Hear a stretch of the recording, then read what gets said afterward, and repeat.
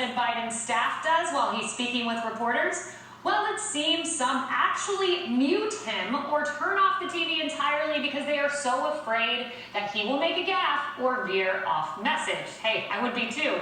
One staffer telling Politico, I know people who habitually don't watch it live for that reason.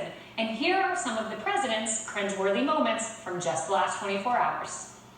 And by the way, of course, I sleep with an NEA member every night, same way. Now, I'm supposed to stop and walk out of the room here. I'm going to stop. With your permission, I'm going to walk into the room because I want to say that. Thank you. Oh, I mean, Emily, you could hardly blame them for wanting to mute that, but I can't imagine being in, let's say, the press secretary's office and muting my boss. I want to know who these staffers are. Is it the comm shop? Is it the press shop? Is it the chief of staff's office? I mean, boy. Right, and we were talking just a moment ago about where did this leak come from? Reports talk about people admitting to whom?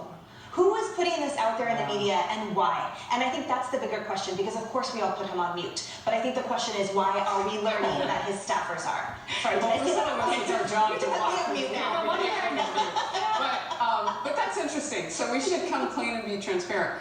When we're together on the couch, you've got to see the commercials. It's a little crazy. And we do go down all these different avenues and talk about this stuff. You've been in the White House.